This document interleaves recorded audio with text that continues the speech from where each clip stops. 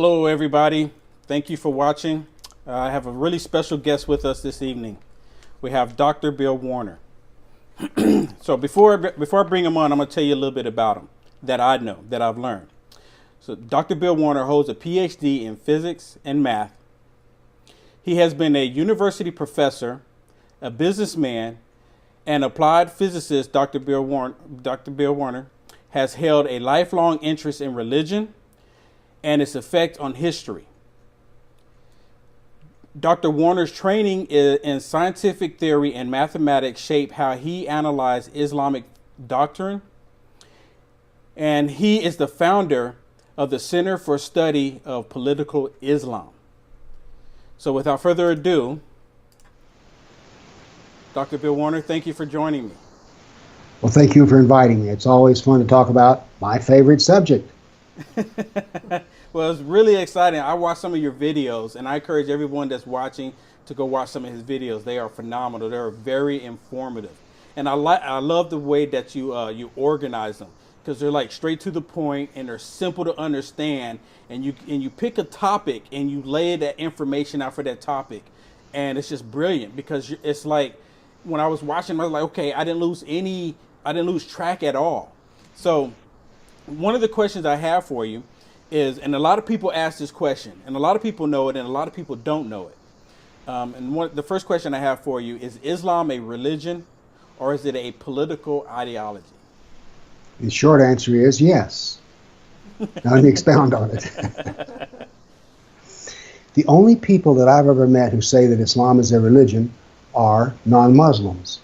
Muslims will usually tell you that Islam is a complete way of life. I call it a complete civilization.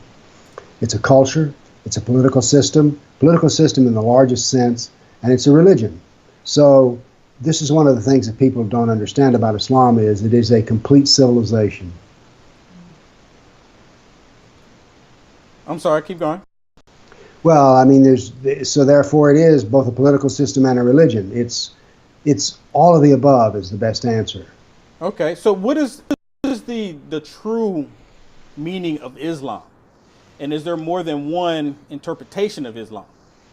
Well, now, there's just as many interpretations as there are people, but what is Islam? Most people think that Islam is the religion found in the Quran. This, however, is not true. If you read the Quran and you have an idea of what the 5 pillars of Islam are, you'll realize, there's not enough information in the Quran to do all the 5 pillars. So where is the missing information? Well, the Quran gives us a trapdoor, if you will, or the way out. And that is, there are 91 verses in the Quran which state that every Muslim is to imitate Muhammad in his words and deeds. So, where do we find Muhammad? Well, we find Muhammad in the Quran, but very little of him is there. In the Sirah, his biography, which is a large biography of 800 pages, and then in his traditions. And there are thousands upon thousands of his traditions called hadith. A tradition can be how Muhammad drank a glass of water, or the advice he gave to a husband about how to treat his wife. So Islam is the Quran, the Sirah, and the Hadith. That's what it is. Now, there are as many interpretations of that as you will find people. But Islam itself can't be modified.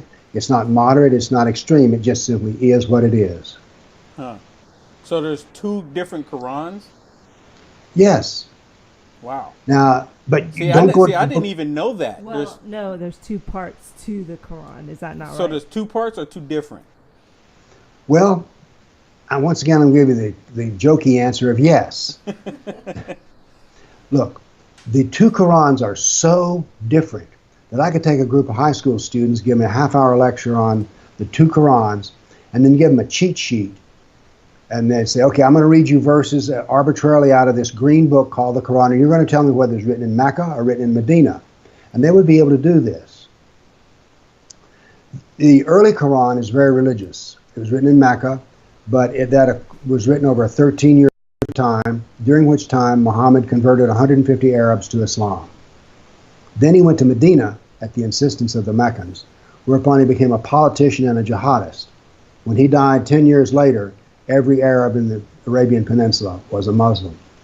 So we have the 2 Qurans. There's an early religious Quran and then a latter political jihad Quran. Let me say something about the jihad. There is no jihad in the Quran written in Mecca. None.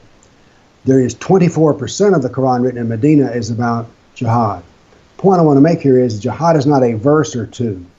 It is a complete doctrine, a complete systemic doctrine. Huh. That's interesting. So let me move, because I know you're limited on your time. So I'm gonna move on to the next question. And this question comes up a lot. I know it does in the liberal media that it is. So are most Muslims peaceful? You know, because Sure. a lot of people say, you know, I mean, depending on who you talk to, some people say they're not, some people say they are. What's your opinion on it from your study? Yeah, I mean, the Muslims, I used to have a lot of Muslims in class when I was a professor, and they're all peaceful. I mean, it's odd, but there's even a Quran verse which says, you know, too many Muslims complain and whine about going out on jihad. You love things that are bad for you, and you don't want to do things that are good for you. So you need to obey what the Quran says and practice jihad. So most Muslims do not want to practice any form of violence. But let me point something out to you. During the Second World War, the United States was at war on two fronts, Europe and the Pacific. Do you know how many people were involved in the military? 10% of the entire nation. Now, does this mean that the nation wasn't at war? No.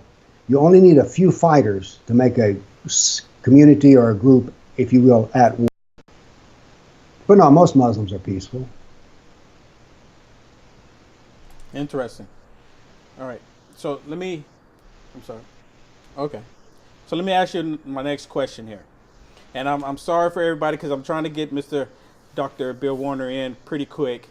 The young man is really going. He's been going all day. So my question is, what is Muslim jihad?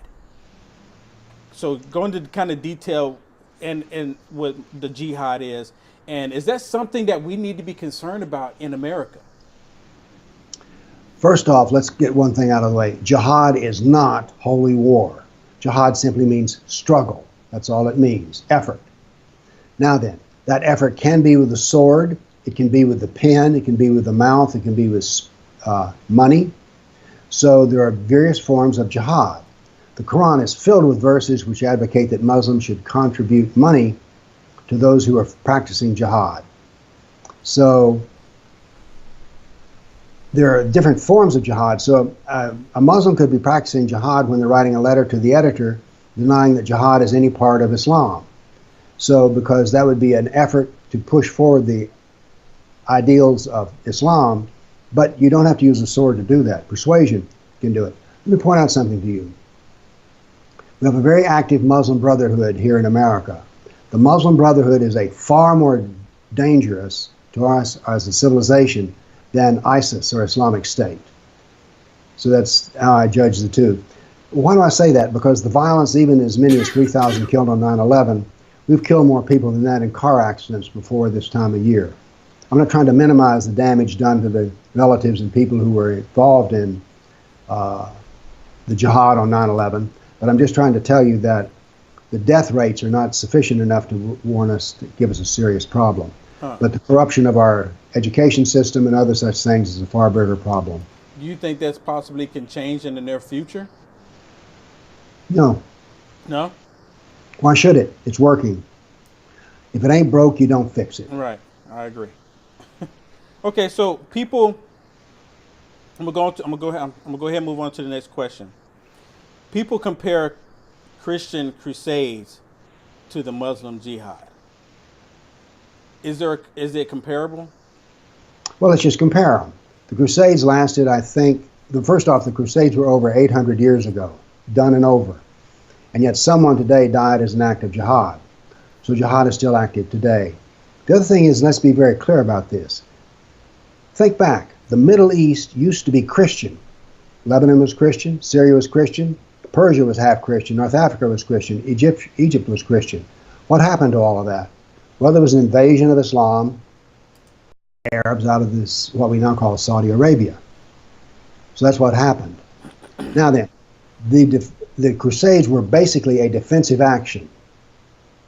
That is, in the 11th century, if I've got this right, 1100, 12th century, I guess, the cry went out from the Middle East that, look, we're being persecuted, we're being prosecuted, we need help and relief. And so The Crusades were a defensive battle trying to drive the Muslims out of what had previously been Christian territory. So, are both Christians and Muslims called by God of the Bible and Muhammad of the Quran? Say that again. I understand. Are they called? So, you know what? Okay, I apologize for that. I think I'm gonna take blame for that. Not my producer. Okay. Okay. You're so kind. I just didn't understand the question. It was actually supposed to be rolled into the first question. Yeah, it's fine. Okay, so let me just move on. So, is there a way to stop radical Islam and jihad in America? Because a lot of people want to know that. You know, we fought 3 wars, 2 in Iraq and 1 in Afghanistan, and they all had a fatal flaw. Who's the enemy? Who's the enemy? Well, it's sure not terrorism. Terrorism is a tactic. Right. So if we're going to have a struggle, we need to decide who are we struggling against? What are we struggling against? And until we do that, the idea of defeating Islam is a joke, a bad joke at that. So Islam is very lost clear. Cause? No, but we're losing right now. I think, look, if it ain't working, you need to fix it. Right. I already stated the other principle. If it is working, you don't need to fix it. But our ideas are not working. Let me give you an example of how they're not working. I have friends who do work that we'll call work against Sharia on YouTube. They're being shut down and thrown out. Why? Because they're being complained about by Muslims. So therefore, we no longer, look, this is a war, but it is a war of civilizations and ideology. I do not talk about bullets and bombs. I talk about ideas and debate. That's what I'm about. And yet what we're discovering is that people don't want to deal with the ideas. They want to imagine that somehow or another Islam is just going to go away and life will be like it was on September 10th, 2001. But it won't happen that way. Islam is determined to expand, and we need to see that it is expanding, in particular the Sharia. So it is if Islam were a religion, I wouldn't be here talking to you because I wouldn't care about it. But Islam is a political system, and that is all I deal with. The political system of Islam is the part of Islam that deals with the non-Muslim.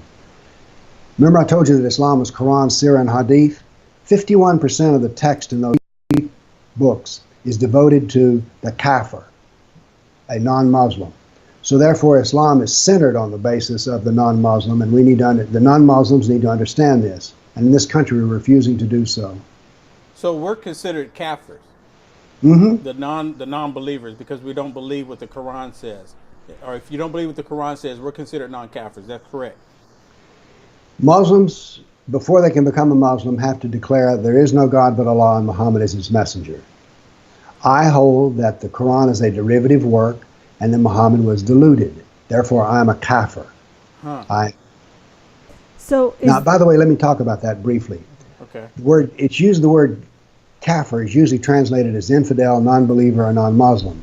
But that's not a good translation because we need to include everybody in that, because everyone who does not believe that Muhammad is the prophet of Allah consists of Hindus, atheists, apostates, Christians, Jews, Buddhists.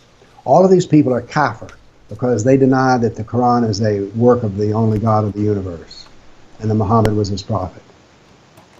So is there any doctrine? Hold on. Okay, do it again, sorry. Do Muslims have an organized doctrine or plan to actually infiltrate the world? Is there a doctrine in the Quran or somewhere that says that they need to turn the world into Sharia law? Yes. Because I think that's what people are mostly fearful of. Yes. Do they have that agenda? Do all Muslims have that agenda? And if America doesn't turn over to Sharia law, what's going to happen? You've made 2 statements here. I only talk about Islam. I don't talk about all Muslims. Because what all Muslims... Look, I've been in Kosovo, which is supposedly an Islamic nation. The women are beautiful. Their hair is long. You can buy raffle tickets. You can order pizza with pork on it. You can buy a beer to go with your pizza.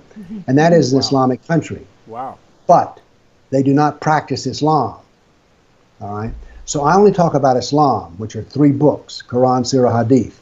Those 3 books lay out a process of expansion called jihad, which is by immigration, changing people in conversion, and this is to go on until there are no more kafirs left. It's clearly stated in the Hadith that this is the process. Right. So there's to be a jihad, which is to happen until you and I and everyone else we know becomes Muslim. Oh, interesting. One person just posted a question on here, and I'm not even familiar, but this is kind of not the question that we have Sure, for you. go ahead. They're asking like about North Korea. Is North Korea considered a Muslim country? Absolutely not. Yeah, since they're asking about that, I'm like, yeah, I don't think so. I don't It's think kind so. of. I think they're more Buddhist, right? Or what would they be? I know it's kind of a little off topic. Just Well, South Koreans, let's go with them. South Koreans are primarily Christian and Buddhist. North Koreans are primarily atheist. They persecute Christians even more than Saudi Arabia does. oh wow, okay. So, what is Islamophobia? And are Americans that don't want Sharia law here in America, are they Islamophobic? Islamophobia is a word that was made up by the Muslim Brotherhood in England. They wanted it to resonate with homophobia. So Islamophobia is supposed to mean somebody who's a little off in the head, but he's frightened of Islam. But let's examine the word more closely. Let's not deal with the phobia part, which means I'm a little caca. Now let's deal with part with Islam. In Islamic doctrine, Muhammad clearly ordered intellectuals who opposed him to be assassinated. All right, this is very clearly laid out. People opposed him who were poets, dancers, musicians, translators. They were killed upon his order because they made jokes about him and said he's not a prophet of Islam. Now then, I'm an intellectual. I oppose Islam. So therefore, if the doctrine is to kill people such as myself, if it advances Islam, why wouldn't I be afraid? I mean, if I ran up to you and said, I'm going to kill you, would you have a little shock of like, whoa? There'd be a little fear that ran through you. So I am a fearer of Islamic jihad doctrine. Does that make me crazy? I don't think so. Okay. All right. So, if you don't mind, I think we have like about 10 more minutes with you. Sure. If you, we're gonna go online and look at our Facebook feed, and I'm looking at my YouTube feed because we're streaming to both right now, to YouTube and Facebook. And if you have any questions for Dr. Bill Warner, please post them right now, and we'll try to get the questions answered or get the questions asked so he can answer them. So let me ask you, Dr. Warner.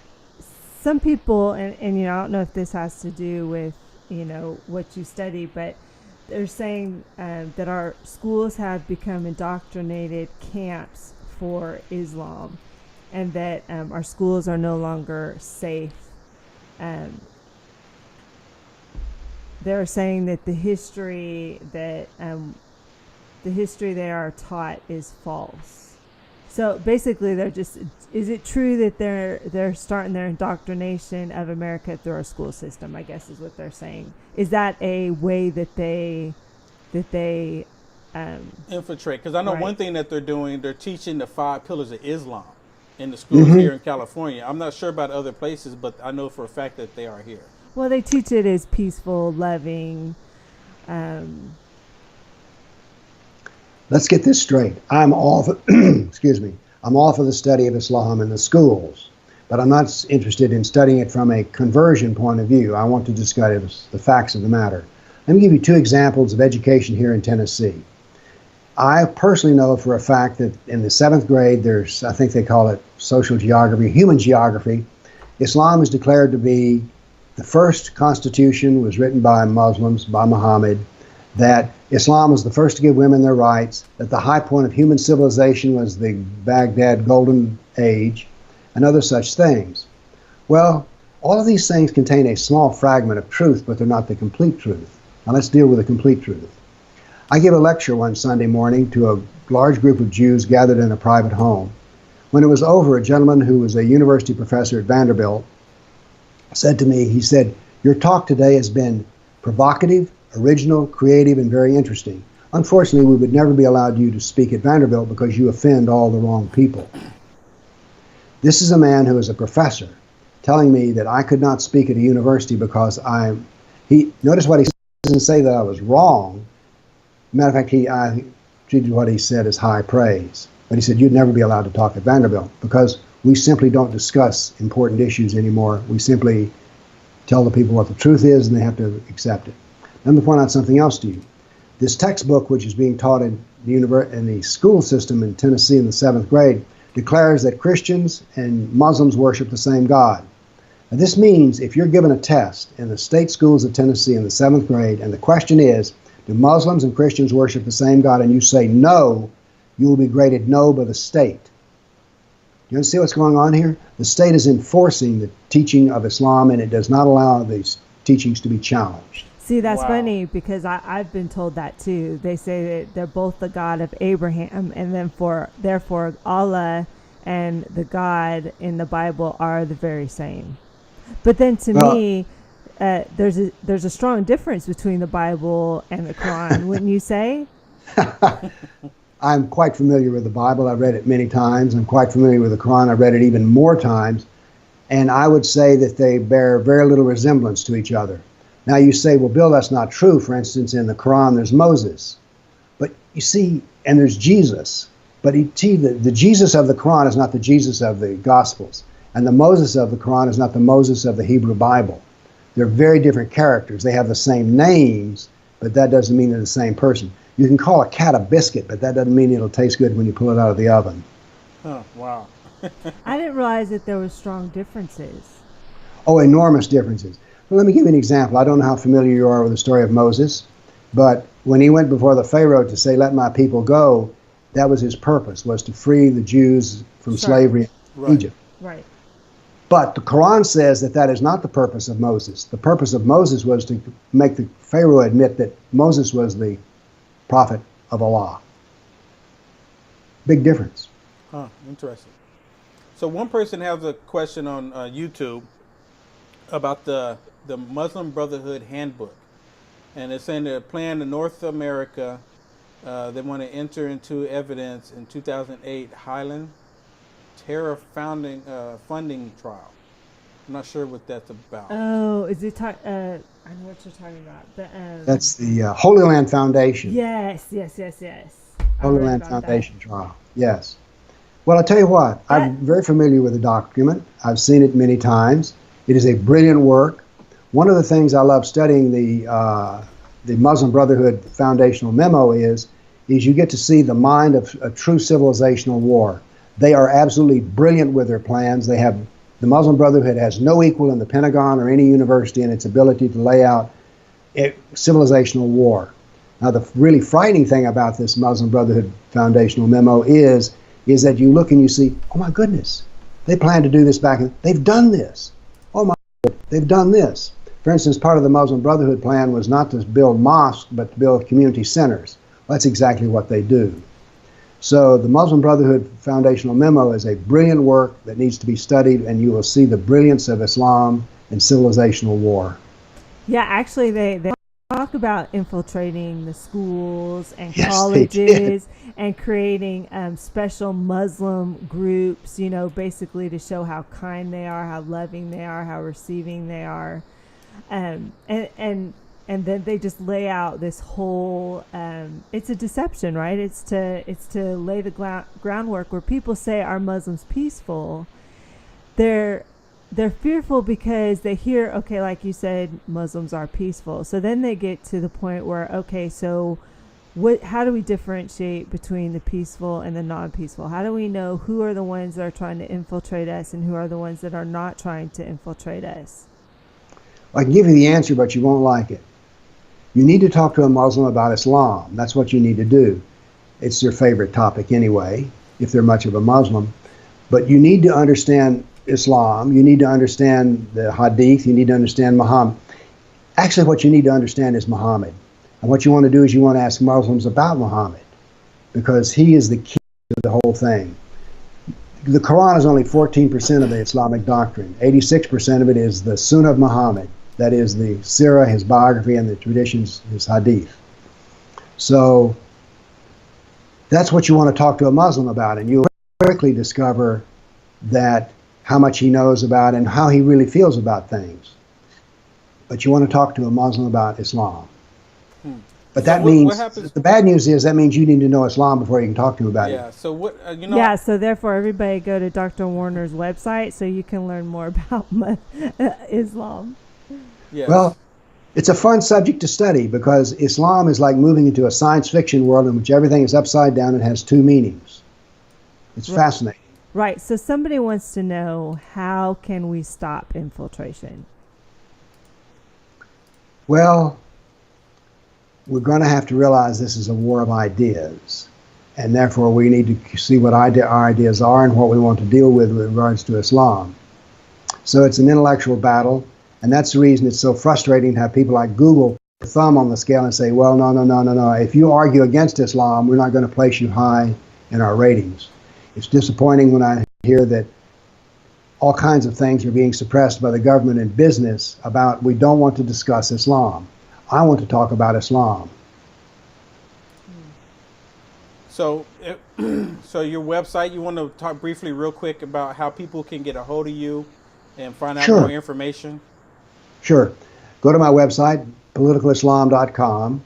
And by the way, I'm a little proud of the fact that I coined the term political Islam because I want to make it very clear to people I have nothing to say about the religion of Islam. The religion of Islam is what you do to go to heaven and avoid hell.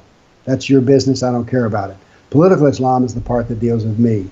I've written, over a dozen books on the subject of Islam, and my books are written to be clear and easy to understand. Look, I spent 8 years in the university as a professor. I spent 9 years as a student. And most professors are interested in being seen as intelligent, and so they write books that are intelligent books. I write my books to be easy to read. Small books, they are simple and easy to read, and they're straightforward and written in simple English. I don't know how to write complicated English is the real answer there. So I write simple sentences. So you sound like me. Dr. Warner has some videos on his Facebook page as well. Oh, I've got a YouTube channel, Political Islam. Right, and every single video that you have out there is very informative, and you do really know how to educate people and make them understand. So I appreciate people like you out there getting this information to people. Well, thank you. Yes. Teaching is fun. So everybody can get to your YouTube channel from your from your website, correct? I've never tried doing it that way. Just go to okay. Just go to YouTube and type in Political Islam. I think you can because you have a video. You have a video right there on your front page. That's true. It'll work that way. No, you're right. Yeah. See, I don't ever use my website, man. Why do you go to your website? Why would I go to my website? Exactly. That's my history. I'm looking to the future. That's funny. Very good. Well, sir, I'd like to thank you very much for joining us. And everybody, please go to his website, look at all the information. It's extremely easy to understand. I mean, the first 15 minutes, you're like, wow, I had no idea from watching your videos that this was taking place, and there's a better understanding of it. You're very good at what you do, sir. And he has charts on his website that explain things. I mean, you are a very good teacher, Mr. Warren, Dr. Warren. Let me brag about one of my books. Okay, my absolutely. book, Sharia Law. One of my books, Sharia Law for Non-Muslims, is the world's best-selling book on Sharia law. Oh wow! It's been translated into 20. It's been translated into 20 languages. The last language it's been translated into is Icelandic. I didn't even know they had a language. Oh wow! Well, we're gonna post. Impressive. We'll post it. You can get it on Amazon, I suppose, right? Oh yes. All right. But I prefer you buy it off my website because hey, I'm a merchant of hate, and therefore I make more money off the sale. I call myself the merchant of hate because a newspaper writer one time said that because of my position on opposing Islam and because I sold books, he said he's the merchant of hate. Yeah. So everybody go to his website and you get all the information that we've been talking about today. And again, sir, I'd like to thank you for joining me. Thanks. I've enjoyed myself. Yes. Can you stay longer or do you need to go? I need to go. Okay. I really appreciate it. Well, thank you. Thank you, Let's sir. do it again. Yeah, absolutely. All right. Thank you, sir. Good night. Thank you. Bye-bye. Bye. Okay, I want to thank Dr. Bill Warner for joining us. So we still have 30 minutes. I don't know if anybody wants to stay on.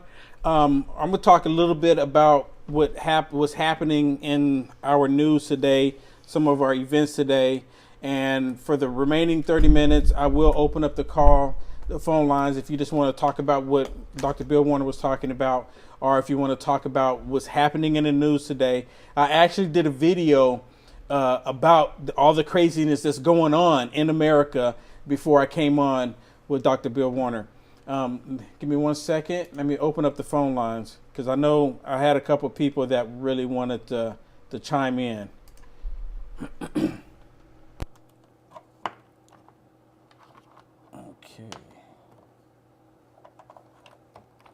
All right, I got the phone line open.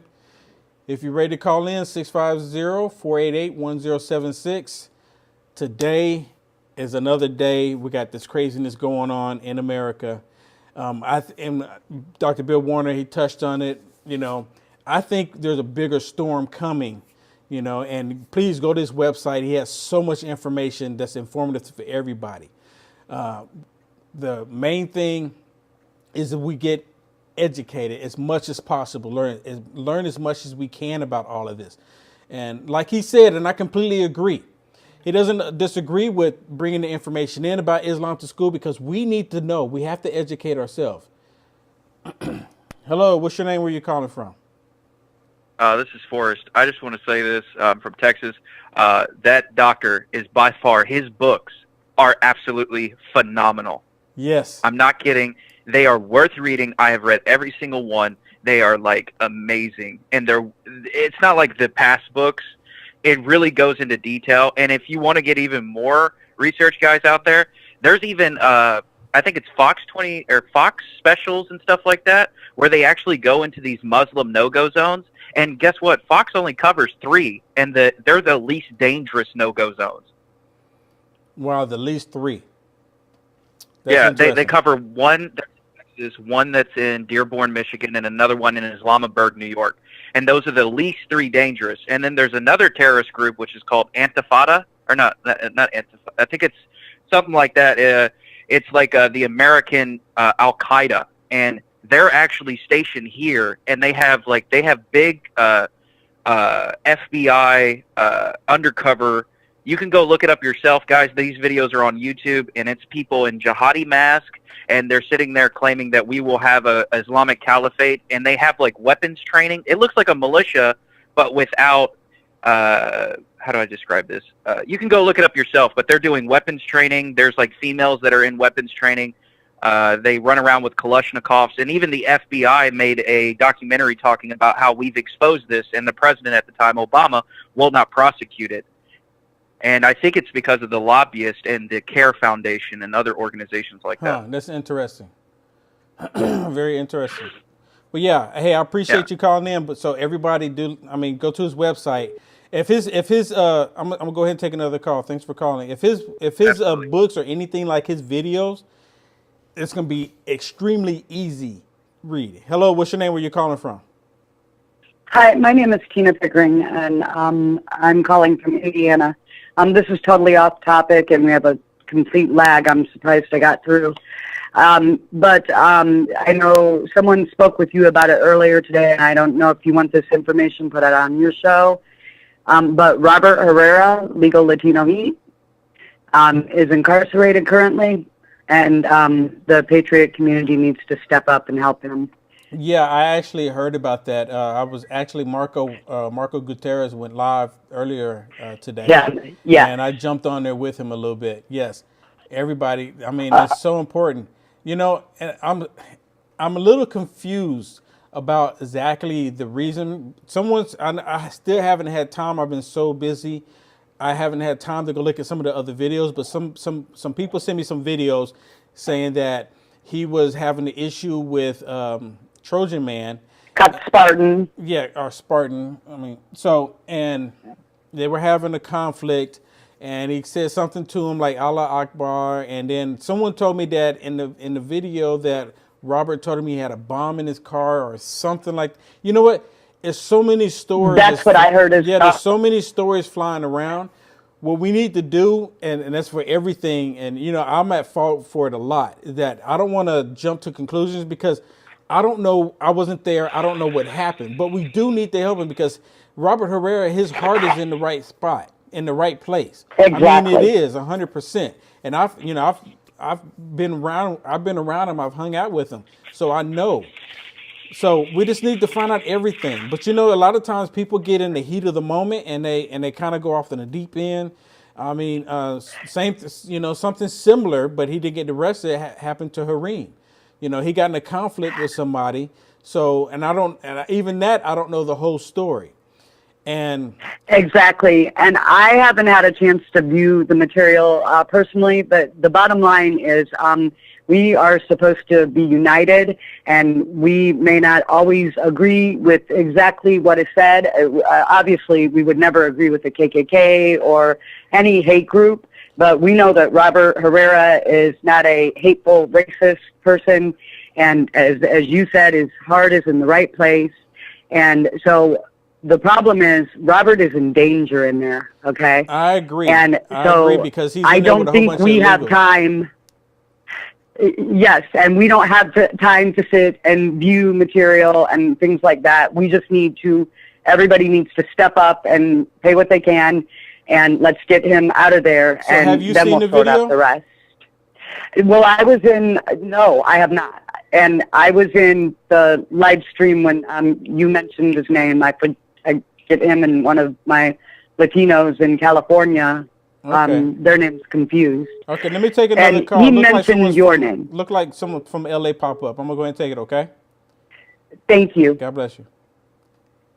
Did I catch it? Turn your computer down in the background. Oh, just a second. Hello? Hello. Who are we speaking with?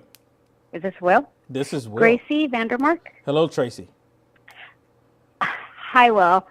I just watched your video with Bill Warner. He's fabulous. I have every single one of his books. Actually, I started studying Islam because of his books for the last year and a half. Parents need to go through their children's history books. Islam is in our history books. They get a whole 6 weeks of Islam. They only get a few days of Christianity, a few days of Judaism, a little bit of Buddhism, but they get 6 weeks of Islam. Parents don't know that. 6 weeks. 6 weeks of Islam. Yes, and there is a website. I put it on here where we leave the comments, and it's called Access Islam. If you scroll all the way to the bottom, you will see that that is funded by the U.S. Department of Education, where our own government is funding this Islamic program. Now, the students only go to those programs while they're in school, while they're in campus. The parents are not aware. So the problem we have is parents don't know this is happening. They're telling the kids, they're teaching them this soft version of Islam, not the truth. So when you go on, and I've been to the school several times, I showed them my hadith, I showed them my surah, I showed them my Sharia book, I showed them the inaccuracies. I said, now you know what you're teaching the kids is false. What are you going to do about it? She says, we can't do anything about it. I said, why won't you do anything about it? She said, because we won't get funding. The bottom line is, it's all about the funding. They know they're teaching lies, but they're still going to do it. That's crazy. Yeah, so it's all about the money. It's at the schools. It's all about the money, and it's in our schools. If we want to save the country, we have to get to the schools. Parents need to go through the textbooks, check their history textbooks. The history is completely modified. That's crazy. It's crazy. It's sad. dangerous, right? It's sad. And that's what, a lot of my videos I talk about, because we're all fighting with each other over stupid stuff, my opinion. But there's a bigger storm that's coming, and this storm is just steady rolling in. And while we're down here fighting, this storm is just rolling in. And before we're going to be like, how did this happen? When did this happen? I want to thank you for calling in. Okay. All right. Well, talk Bye. to you later. Hello, what's your name? Where you calling from? Turn your computer down. So let me say one thing. Look like Stacy, you want to talk about North Korea? Call the number and we'll talk about North Korea, because I'd like to know what you have to say. Go ahead, caller.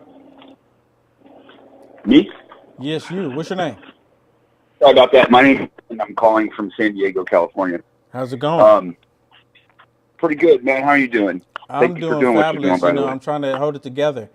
I did a video earlier, and I Yeah. got really upset about the way the liberal media is pushing all this race war against everybody in America.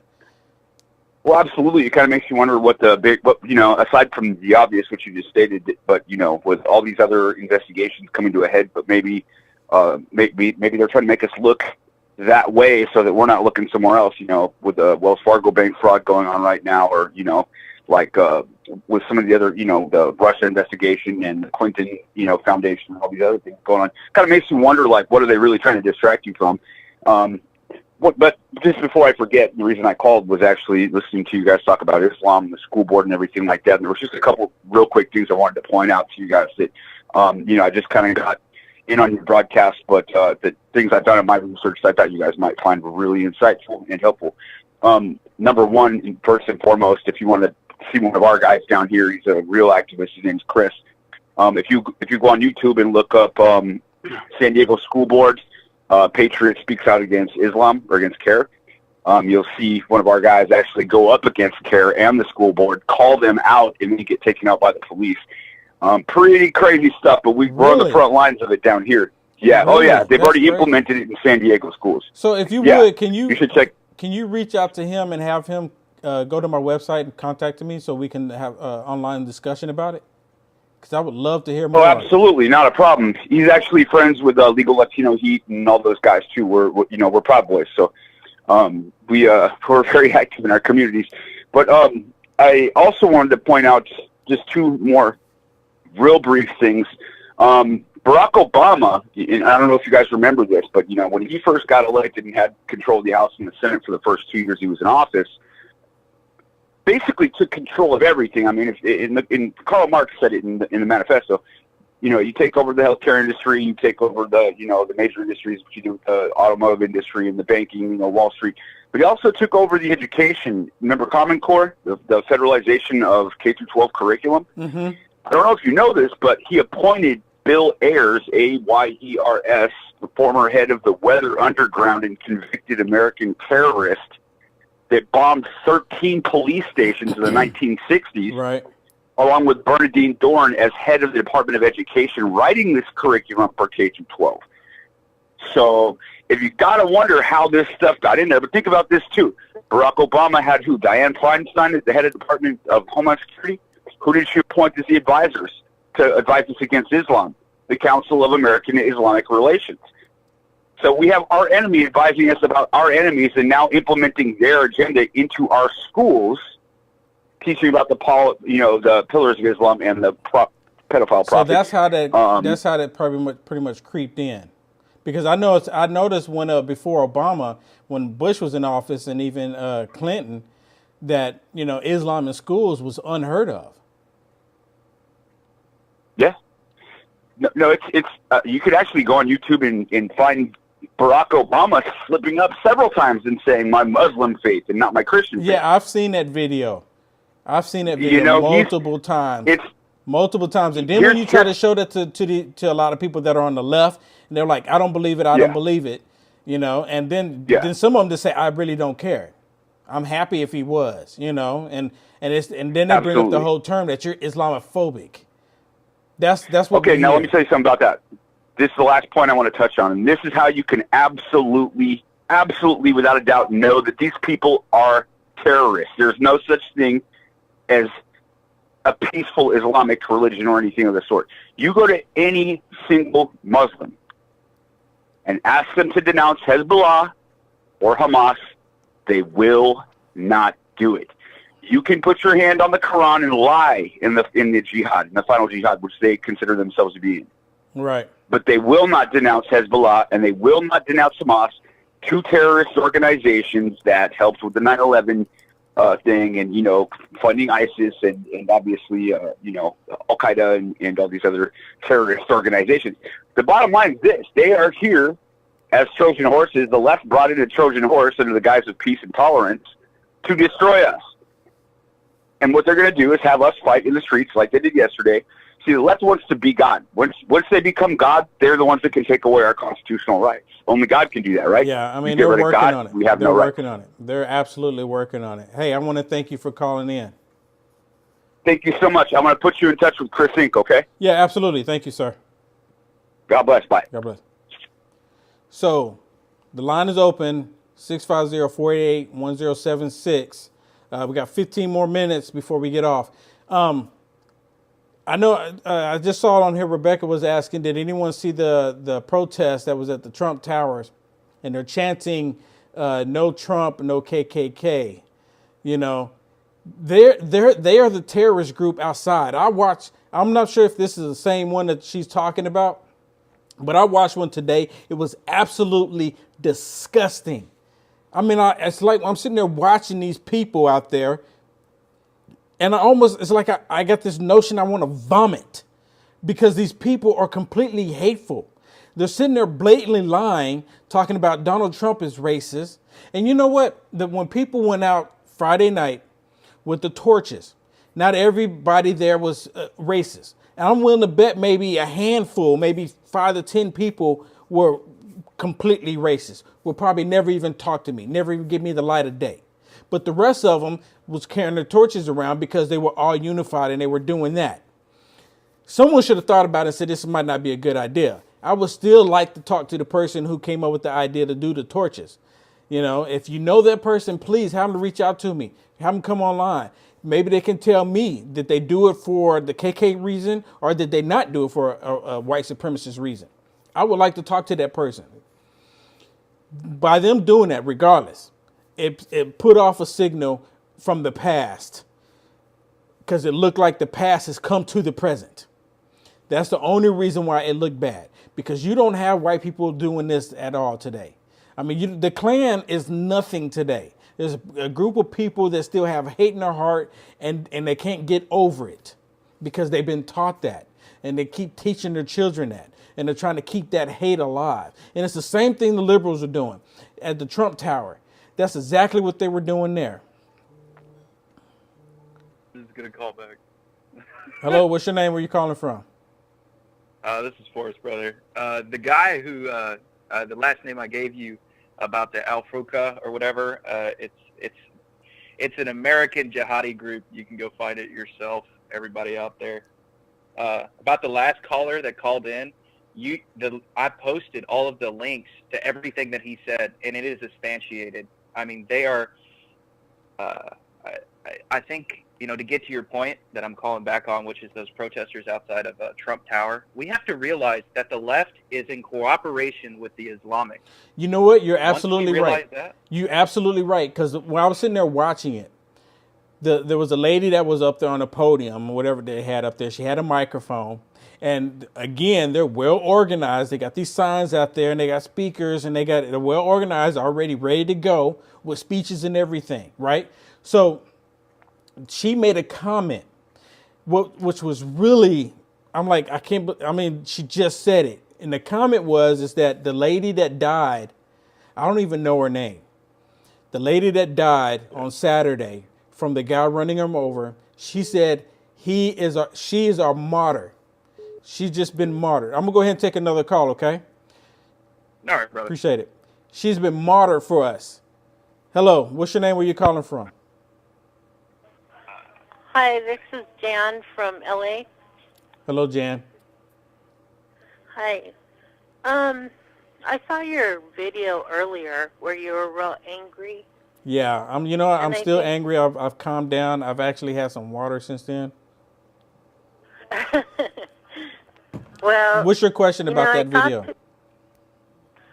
I saw today that the chief of police in Virginia got on there and said that he would like to know which cops were saying that there was a stand down order because there was never one put out there.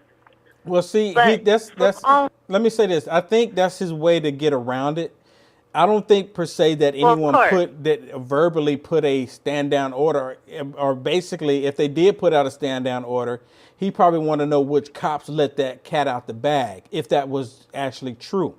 The problem is that cops did stand down.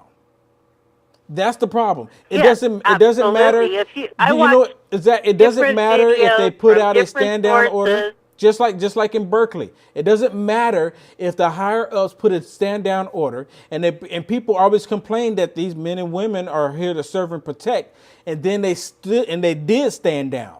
That's where the problem comes in. Right. I know. And when he said that, I just was so angry because it's such a lie. And then on top of it, then I was reading something where the guy who started this whole rally, they're finding out that he's on the left. So is this a setup? You know, you talking about the one that started the rally in Virginia was a lefty. That's what I'm reading. See, I don't know. There's been so many stories to go left and right, up and down. You know, I don't know. You know, I'm still asking someone to reach out to the guy or the lady who came up with the idea of burning the torches. I mean, if they're not racist, I would like to talk to them. If they are racist, I would like to talk to them. I mean, I would like to know who came up with the idea, saying, "Oh, you know what? Let's buy torches and have everybody walk down the street with them." I would love to talk to that person. I mean, seriously, I would like to know. I mean, I can't be the only one who wants to know that. I mean, seriously, who came up with that idea, and what was the motive? They were chanting on top of it. Yeah, they were chanting. They were chanting "White Lives Matter," and then they were saying some other stuff, you know, and it just completely looked like. And I understand. You know what? To be honest with you, I used to be a part of a group that's called White Lives Matter on Facebook. Really? Yes, I used to, and I was just in there, and they actually made me an admin of the group. And I would go on there, and I would see some of the people that would post some of the most hateful things about black people. So there are white people out there that hate black people. There's no hiding it. I mean, it's not a secret. There's black people out there that hate white people and brown people. It's just all around. And I would be on there and I would comment, and then someone would be surprised to see me there. And then they would know how to handle it. You know, because I'm not there supporting their hatred and stuff like that. But they asked me to participate because they didn't want the page to get shut down. But, you know, after a while, it became too overwhelming. And then a lot of people felt comfortable just to say a lot of the hateful stuff. But see, my point the reason why I brought that up is because I know for a fact that everybody in America does not think that way. It'd be completely naive and completely stupid, and that's what the liberal left is doing. They're saying that if you're white and you voted for Donald J. Trump, you're a racist automatically off the bat, without question, without a doubt. And that's not the case, and it's not true. Right. I know, because me and my grandson went to a rally down in Hollywood with Hareem and Arthur and all them. And we ended up having to leave early, and it was, you know, people were telling us as we were walking, because we had to walk like, I don't know how far, but it was really far where we had to walk to the car.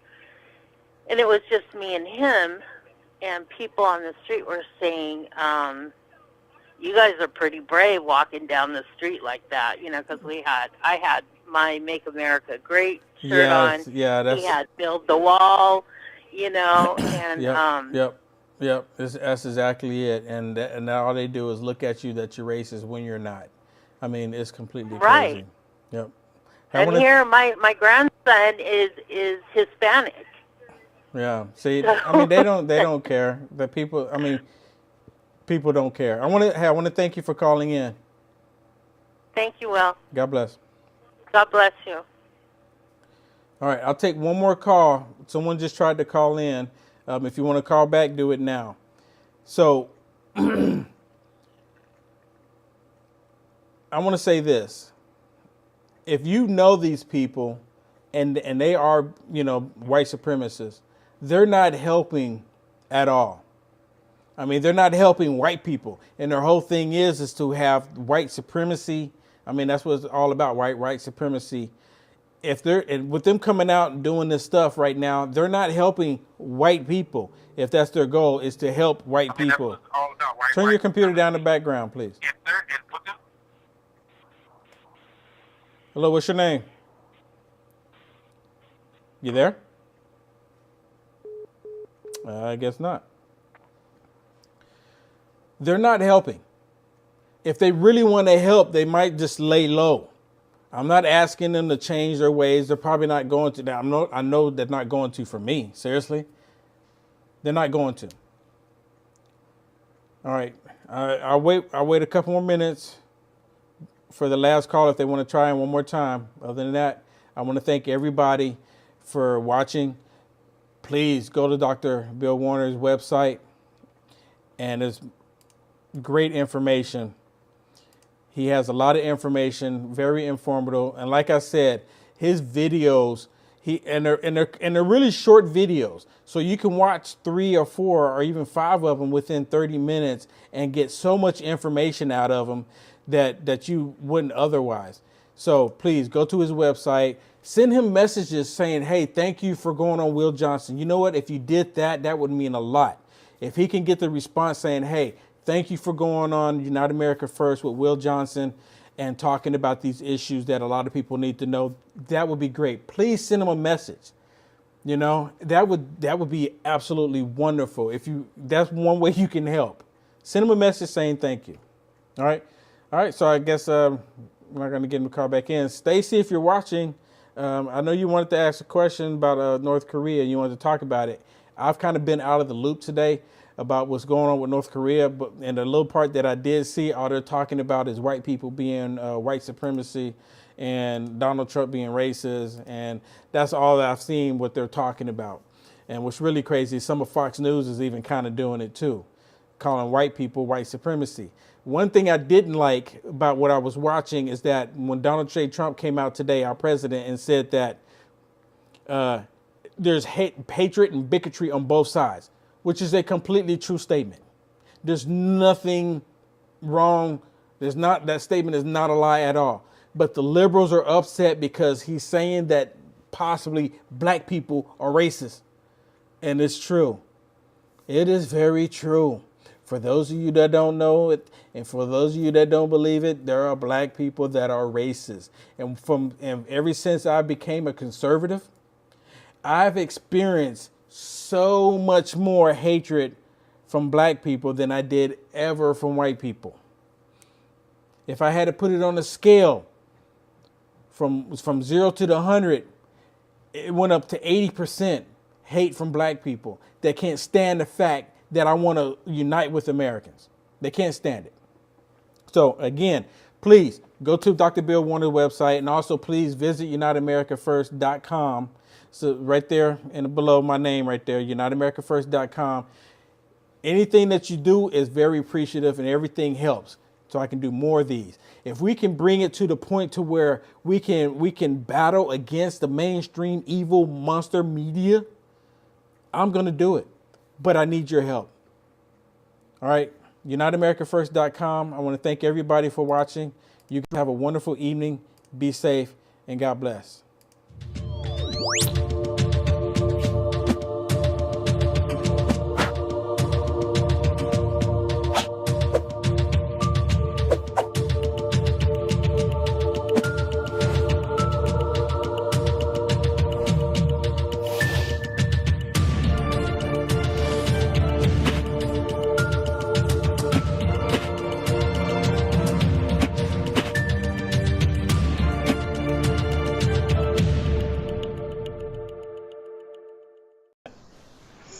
The only people that I've ever met who say that Islam is a religion are non-Muslims. Muslims will usually tell you that Islam is a complete way of life. I call it a complete civilization. It's a culture, it's a political system in the largest sense, and it's a religion. So this is one of the things that people don't understand about Islam is it is a complete civilization. I'm sorry, keep going. Well, I mean, so therefore it is both a political system and a religion. It's all of the above is the best answer. Okay, so what is the true meaning of Islam? And is there more than one interpretation of Islam? Well, now, there's just as many interpretations as there are people, but what is Islam? Most people think that Islam is the religion found in the Quran. This, however, is not true. If you read the Quran and you have an idea of what the 5 pillars of Islam are, you'll realize, there's not enough information in the Quran to do all the 5 pillars. So where is the missing information? Well, the Quran gives us a trapdoor, if you will, or the way out, and that is there are 91 verses in the Quran which state that every Muslim is to imitate Muhammad in his words and deeds. So, where do we find Muhammad? Well, we find Muhammad in the Quran, but very little of him is there. In the Sirah, his biography, which is a large biography of 800 pages, and then in his traditions. And there are thousands upon thousands of his traditions called hadith. A tradition can be how Muhammad drank a glass of water, or the advice he gave to a husband about how to treat his wife. So Islam is the Quran, the Sirah, and the hadith. That's what it is. Now, there are as many interpretations of that as you will find people. But Islam itself can't be modified. It's not moderate. It's not extreme. It just simply is what it is. Huh. So there's 2 different Qurans? Yes. Wow. Now, but I didn't even know that. Well, no, there's 2 parts to the Quran. Is that not right? So there's 2 parts or 2 different? Well, once again, I'm going to give you the jokey answer of yes. Look, most Muslims are peaceful. Interesting. All right. So I'm sorry. Okay. So let me ask you my next question here.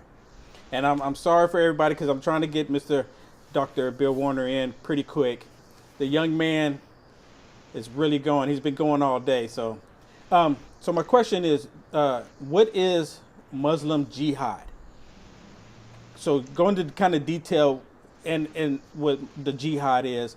And is that something that we need to be concerned about in America? First off, let's get one thing out of the way. Jihad is not holy war. Jihad simply means struggle. That's all it means, effort. Now then, that effort can be with the sword, it can be with the pen, it can be with the mouth, it can be with money. So there are various forms of jihad. The Quran is filled with verses which advocate that Muslims should contribute money to those who are practicing jihad. So there are different forms of jihad. So a Muslim could be practicing jihad when they're writing a letter to the editor denying that jihad is any part of Islam. So because that would be an effort to push forward the ideals of Islam, but you don't have to use a sword to do that. Persuasion can do it. Let me point out something to you. We have a very active Muslim Brotherhood here in America. The Muslim Brotherhood is a far more dangerous to us as a civilization than ISIS or Islamic State. So that's how I judge the two. Why do I say that? Because the violence, even as many as 3,000 killed on 9/11, we've killed more people than that in car accidents before this time of year. I'm not trying to minimize the damage done to the relatives and people who were involved in the jihad on 9/11, but I'm just trying to tell you that the death rates are not sufficient enough to warn us, to give us a serious problem. But the corruption of our education system and other such things is a far bigger problem. Do you think that's possibly can change in the near future? No. No? Why should it? It's working. If it ain't broke, you don't fix it. Right. I agree. Okay, so people, I'm gonna go ahead and move on to the next question. People compare Christian crusades to the Muslim jihad. Is it comparable? Well, let's just compare them. The Crusades lasted, I think, first off, the Crusades were over 800 years ago, done and over. And yet someone today died as an act of jihad. So jihad is still active today. The other thing is, let's be very clear about this. Think back. The Middle East used to be Christian. Lebanon was Christian, Syria was Christian, Persia was half Christian, North Africa was Christian, Egypt was Christian. What happened to all of that? Well, there was an invasion of Islam, Arabs out of this, what we now call Saudi Arabia. So that's what happened. Now then, the Crusades were basically a defensive action. That is, in the 11th century, if I've got this right, 1100, 12th century, I guess, The cry went out from the Middle East that, look, we're being persecuted, we're being prosecuted, we need help and relief. And so the Crusades were a defensive battle trying to drive the Muslims out of what had previously been Christian territory. So, are both Christians and Muslims called by God of the Bible and Muhammad of the Quran? Say that again. I understand. Are they called? So, you know what? Okay, I apologize for that. I think I'm going to take blame for that. Not my producer, okay? Okay. You're so kind. I just didn't understand the question. It was actually supposed to be rolled into the first question. Yeah, it's fine. Okay, so let me just move on.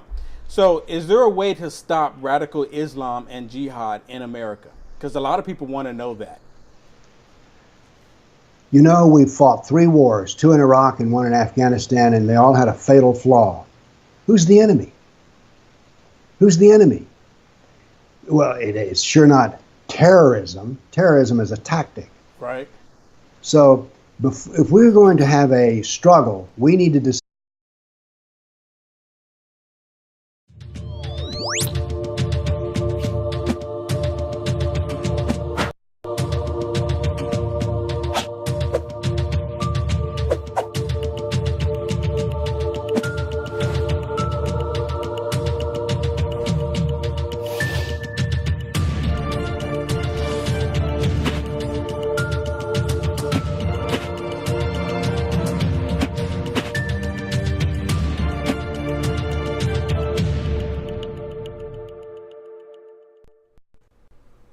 Hello, everybody. Thank you for watching. I have a really special guest with us this evening. We have Dr. Bill Warner. So before I bring him on, I'm going to tell you a little bit about him that I know, that I've learned. So Dr. Bill Warner holds a PhD in physics and math. He has been a university professor, a businessman, and applied physicist. Dr. Bill Warner has held a lifelong interest in religion and its effect on history. Dr. Warner's training in scientific theory and mathematics shaped how he analyzed Islamic doctrine, and he is the founder of the Center for Study of Political Islam. So without further ado, Dr. Bill Warner, thank you for joining me. Well, thank you for inviting me. It's always fun to talk about my favorite subject. Well, it's really exciting. I watched some of your videos, and I encourage everyone that's watching to go watch some of his videos. They are phenomenal. They're very informative, and I love the way that you organize them, because they're like straight to the point and they're simple to understand. And you pick a topic and you lay that information out for that topic, and it's just brilliant, because it's like when I was watching, I was like, okay, I didn't lose track at all. So one of the questions I have for you is, and a lot of people ask this question, and a lot of people know it, and a lot of people don't know it. The first question I have for you is Islam a religion, or is it a political ideology? The short answer is yes. Now let me expound on it. The 2 Qurans are so different that I could take a group of high school students, give them a half-hour lecture on the 2 Qurans, and then give them a cheat sheet. And they say, okay, I'm going to read you verses arbitrarily out of this green book called the Quran, and you're going to tell me whether it's written in Mecca or written in Medina. And they would be able to do this.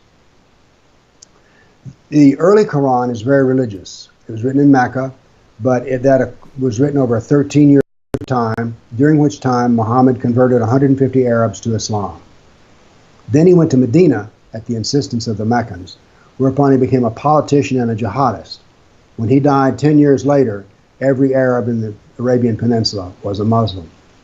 So we have the 2 Qurans. There's an early religious Quran and then a latter political jihad Quran. Let me say something about the jihad. There is no jihad in the Quran written in Mecca. None. There is 24% of the Quran written in Medina is about jihad. The point I want to make here is jihad is not a verse or 2. It is a complete doctrine, a complete systemic doctrine. Huh. That's interesting. So let me move, because I know you're limited on your time. So I'm gonna move on to the next question. And this question comes up a lot. I know it does in the liberal media that it is. So are most Muslims peaceful? You know, because Sure. a lot of people say, you know, I mean, depending on who you talk to, some people say they're not, some people say they are. What's your opinion on it from your study? Yeah, I mean, the Muslims, I used to have a lot of Muslims in class when I was a professor, and they're all peaceful. I mean, it's odd, but there's even a Quran verse which says, you know, too many Muslims complain and whine about going out on jihad. You love things that are bad for you, and you don't want to do things that are good for you. So you need to obey what the Quran says and practice jihad. So most Muslims do not want to practice any form of violence. But let me point something out to you. During the Second World War, the United States was at war on two fronts, Europe and the Pacific. Do you know how many people were involved in the military? 10% of the entire nation. Now, does this mean that the nation wasn't at war? No. You only need a few fighters to make a community or a group, if you will, at war. But no,